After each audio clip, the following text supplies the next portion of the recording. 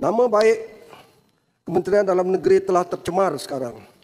Nama negara juga telah tercemar di peringkat antarabangsa. Satu negara mendapat malu. Satu lagi, national embarrassment, dengan izin Tan Sri Pengerusi. Jadi saya percaya Parlimen Malaysia tidak boleh berpeluk tubuh dan berdiam diri. Begitu juga kerajaan tidak boleh cuci tangan dan ambil sikap yang pasif sedangkan imej negara sedang tercalar.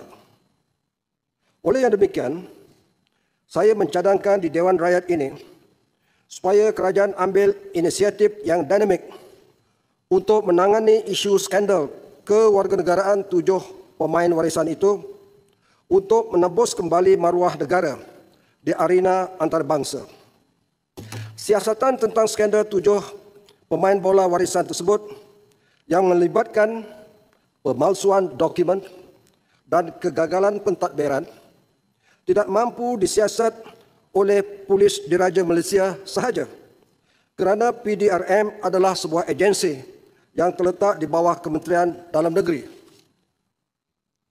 Untuk mengelakkan persepsi konflik of interest dengan izin, maka saya mencadangkan ditubuhkan segera satu Suruhanjaya Siasatan Diraja RCI, Royal Commission of Inquiry, terhadap skandal ini.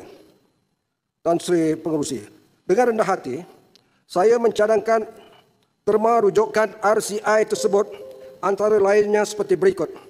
Yang pertama, adakah kesalahan pemalsuan dokumen telah dilakukan dalam urusan permohonan dan kelulusan kewarganegaraan 7 orang pemain warisan itu? Kedua, mengapa Kementerian Dalam Negeri gagal mengesan pemalsuan dokumen tersebut? Ketiga, bagaimana permohonan kewarganegaraan begitu cepat diluluskan? Pada hari permohonan dikemukakan, maka pada hari yang sama, kelulusan permohonan itu diterima sebagai seorang warga negara.